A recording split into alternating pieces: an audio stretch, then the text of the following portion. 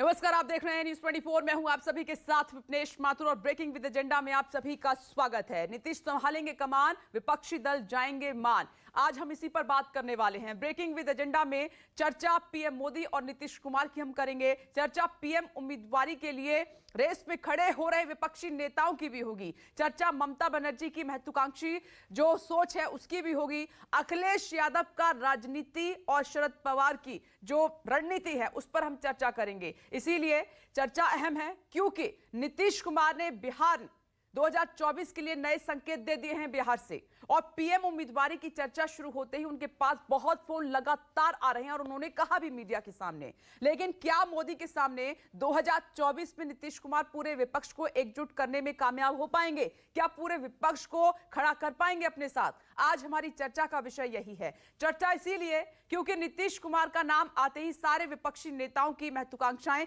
जागने लगी हैं। ममता बनर्जी की पार्टी बोल रही है कि हम ममता के लिए विपक्ष से बात करेंगे, तो अखिलेश यादव की पार्टी के नेता उन्हें पीएम पद के लिए परफेक्ट उम्मीदवार बता रहे हैं। तो ऐसे में क्या 2024 में मोदी के बड़े कद के सामने पूरा विपक्ष एकजुट होकर लड़ पाएगा, या 2014 और 2019 की तरह विपक्ष बिखर जाएगा? वैसे भी हिंदुस्तान के इतिहास में आप देखते हैं कि एकजुट विपक्ष कभी नहीं दिखा।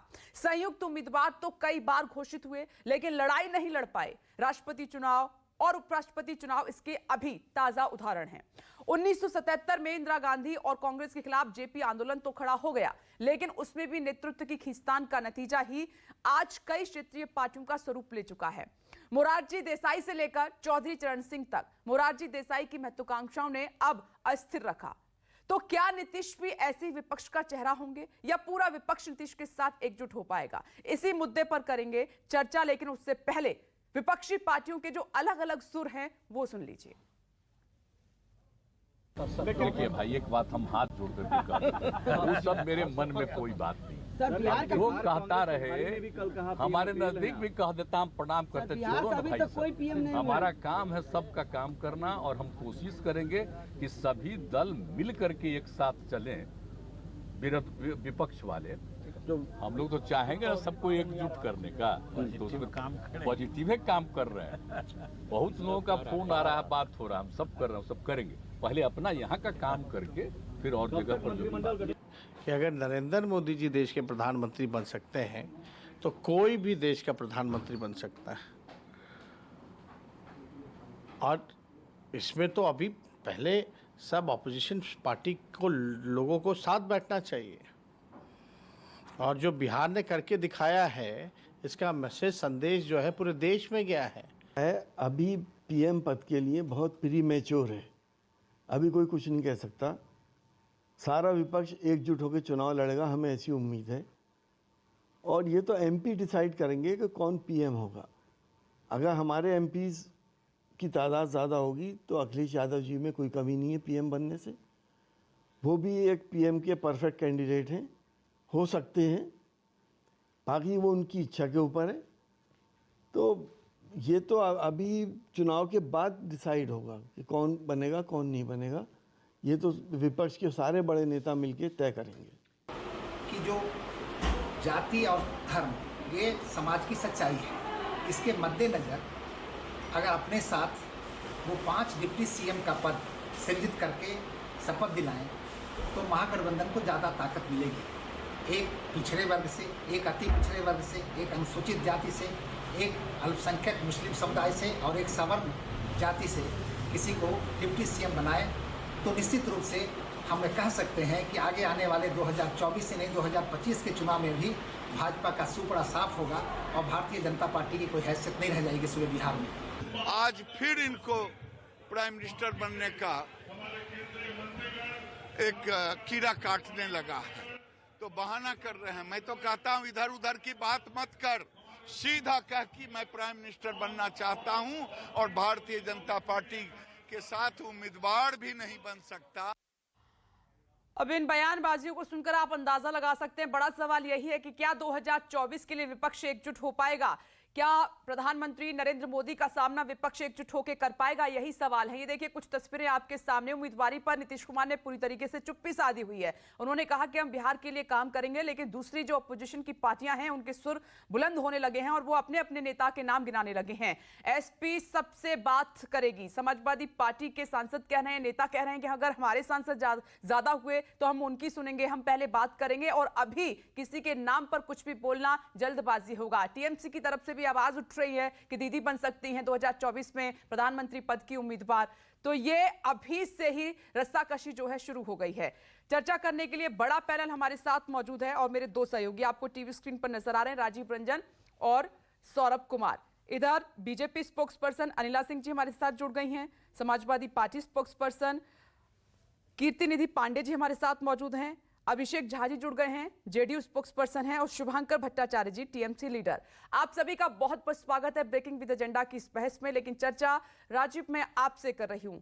मुझे पता है राजीव, जिस दिन महागठबंधन की सरकार बनने जा रही थी और आप नेताओं से बात करें तो बीजेपी के किसी एक नेता ने यह कहा था कि पहले ये विपक्ष आपस में दो दो हाथ तो कर ले।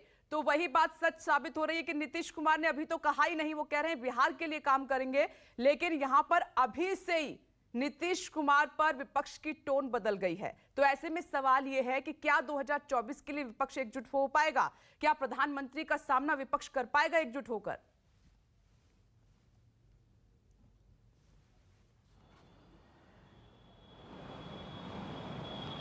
देखिए विपनेश, एक कहावत है ना कि हल्दी की गांठ मिल जाने से परचून की दुकान नहीं खुलती। ठीक वैसे ही ये नई सरकार जो बिहार में बनी है, इसके बाद 2024 में प्रधानमंत्री नरेंद्र मोदी को टक्कर देने के लिए नीतीश कुमार प्रधानमंत्री पद के उम्मीदवार हो जाएंगे, प्रधानमंत्री बन जाएंगे। ये ठीक वैसी ही बात है जैसे कि एक हल्दी की गांठ मिल जाए और लगे कि परचून की दुकान खुल गई है, उसके भी दुकानदार न जाने कितने हैं।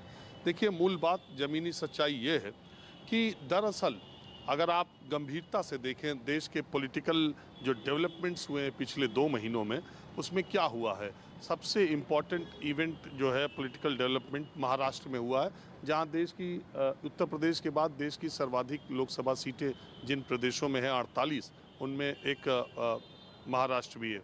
तो 48 सीटों वाले महाराष्ट्र में ऐसा डेवलपमेंट हुआ है जिससे ये पता लगाना बड़ा मुश्किल है कि 2024 में जब चुनाव होंगे, हालांकि वहाँ विधानसभा के चुनाव पहले हैं, 2000 लोकसभा के बाद है, तो इसमें जब वहाँ चुनाव होंगे तो ये देखना होगा कि शिवसेना और वहाँ जो महाविकास आघाड़ी है वो साथ रहती है कि नहीं, और ऐसी परिस्थिति में शिंदे के साथ बीजेपी वहाँ क्या करेगी। एक डेवलपमेंट तो महाराष्ट्र में बहुत इम्पोर्टेंट हुआ। दूसरा डेवलपमेंट 48 सीटों वाले पश्चिम बंगाल में हुआ, जब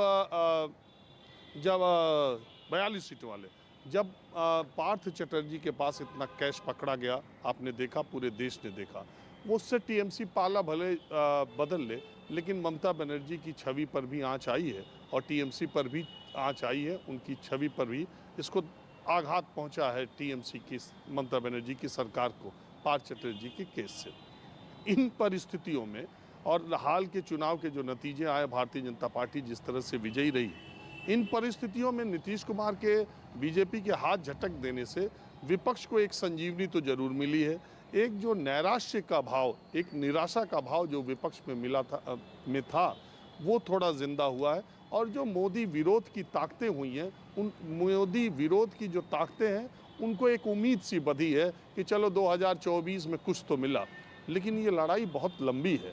और दूसरी बात ये है कि आप देख ही रही हैं, जिन पार्टियों के पास 1, 2, 5 सांसद हैं, 10 सांसद हैं, उनके भी नेता ये कह रहे हैं कि हमारे जैसा नेता प्रधानमंत्री मटेरियल कोई है नहीं। अरे इस देश की जनता तय करेगी कि प्रधानमंत्री का मटेरियल कौन है। दूसरी बात ये है कि अब 2024 की वो स्थिति होने वाली नहीं है जो 2019 की स्थिति थी। प्रधानमंत्री नरेंद्र मोदी के 10 साल के कार्यकाल को अब पूरा आंका और समझा जाएगा।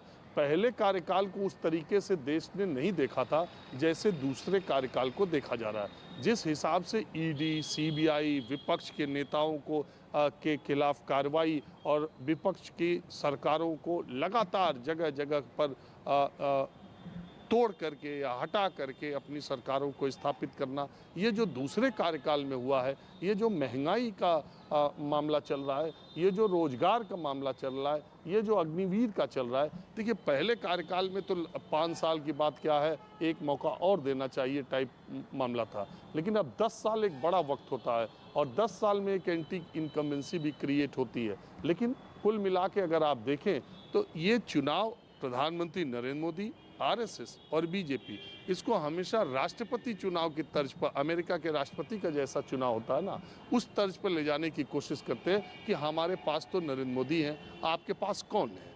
देश को इस मूड में ले आते हैं कि आपको एक तरफ नरेंद्र मोदी को चुनना है, दूसरी तरफ आप तय कर लीजिए। भारतीय जनता पार्टी ये सहूलियत राज्यों के चुनाव में नहीं करती। अभी गुजरात का चुनाव होगा तो वो ये नहीं करेगी कि हमारे ये हैं, आपके कौन है, लेकिन वो जब प्रधानमंत्री पद का, जब लोकसभा का चुनाव होता है तो उसको उस तर्ज पर ले जाने की कोशिश करते हैं। अभी 18 महीने हैं, अभी बहुत सारी गतिविधियां, बहुत सारी घटनाएं होंगी। अभी यही जो कुछ भी हुआ 1-1.5 महीने में, ये किसी को अंदाजा नहीं था।